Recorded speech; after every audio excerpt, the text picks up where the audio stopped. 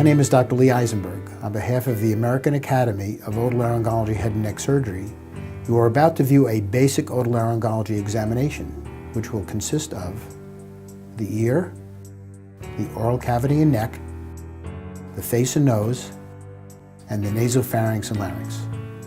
Normal anatomy and normal variances will be discussed. Common abnormalities in each area will also be discussed. For additional information regarding any of the illnesses we discuss, we invite you to visit the AAO HNS website, entnet.org.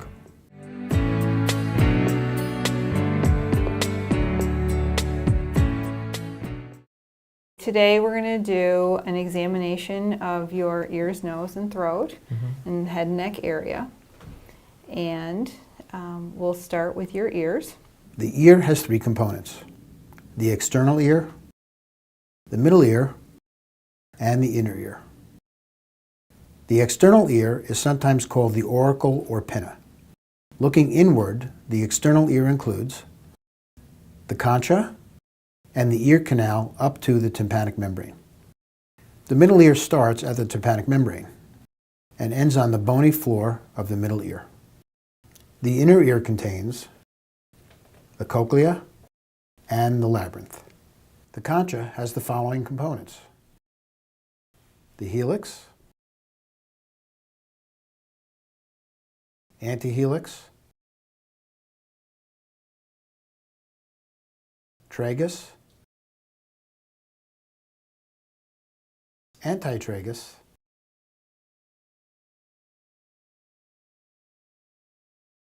concha bowl,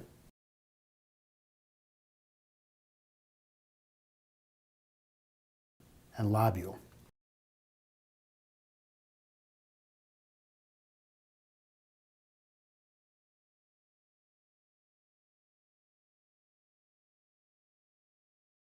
And we're checking for any lesions, like little skin cancers, hematomas, lap ear. Now we're looking behind the ear, checking the mastoid area. All looks good. Common abnormalities of the pinna or external ear include basal cell and squamous cell carcinoma,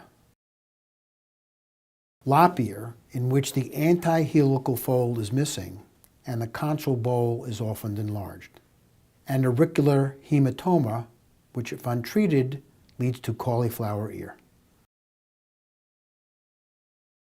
The ear canal has a lateral cartilaginous and medial bony component. The cartilaginous component has the same color skin as the individual. It contains the glands that manufacture cerumen. The bony canal skin is usually pink in color and thinner, and therefore sensitive when examined. Common abnormalities include cerumen impaction, otitis externa, an osteoma, and exostoses.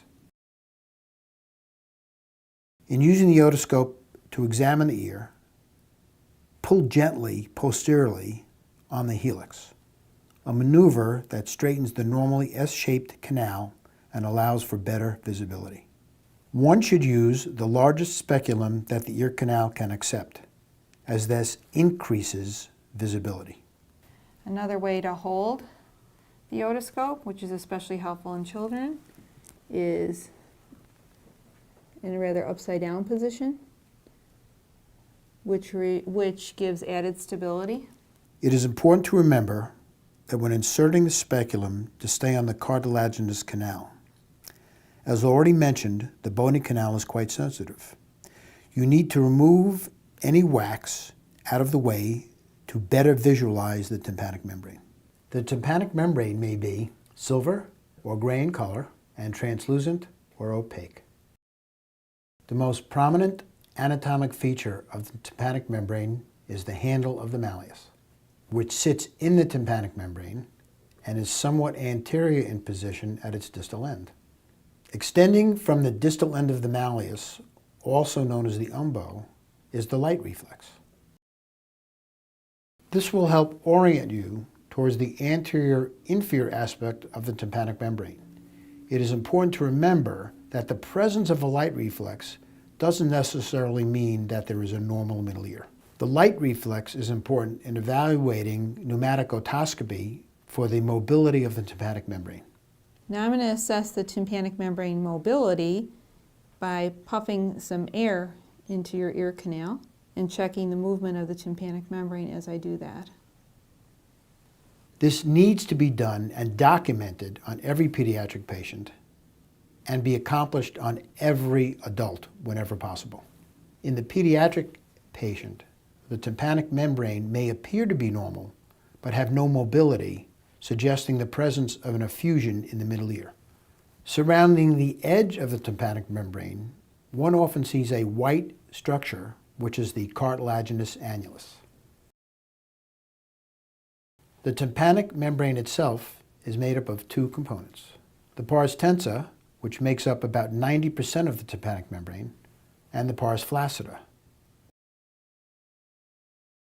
The pars flaccida sits above a bony prominence known as the short process of the malleus. The pars flaccida may be retracted and be the presenting site of a cholesteatoma. In acute otitis media, the tympanic membrane is erythematous and may be bulging. When the tympanic membrane is translucent, one may often view normal structures of the middle ear.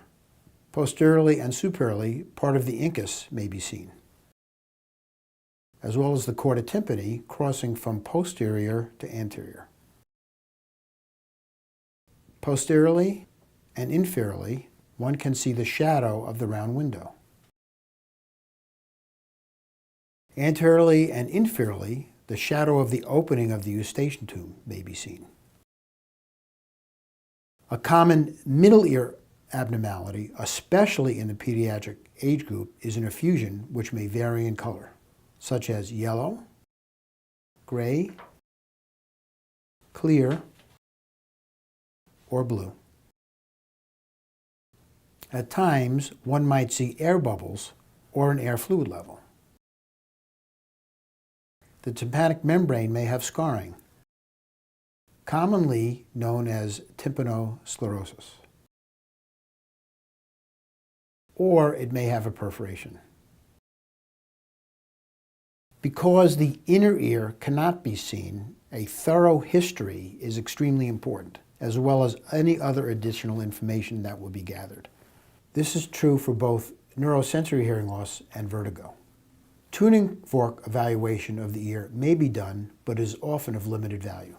In the Weber test, the tuning fork is placed on the forehead, the bony nasal dorsum, or the front teeth. Ask the patient to tell you whether they hear the sound louder in one ear or the other, equal in both ears, or they cannot localize the sound. Classically, the tuning fork is louder in a better hearing ear in a neurosensory hearing loss, and in the worst ear if there is a conductive hearing loss on that side. The other test is known as the rhina, in which the tuning fork is placed onto the mastoid tip and then in front of the ear canal. Okay. Okay. Do you hear that? Mm-hmm. Okay. Is this louder or softer? Louder. Okay. It is important that when putting the tuning fork in front of the ear canal, to put it either perpendicular or parallel. A normal response would be air conduction is greater than bone conduction. If the conductive hearing loss is large enough, then bone conduction will be equal to or greater than air conduction. A normal rhina does not rule out the possibility of a sensorineural hearing loss. When the rhina is normal, it is reported as positive. However, this is confusing in that most positives indicate abnormal tests. For additional information regarding any of the illnesses we discuss, we invite you to visit the AAO HNS website, entnet.org.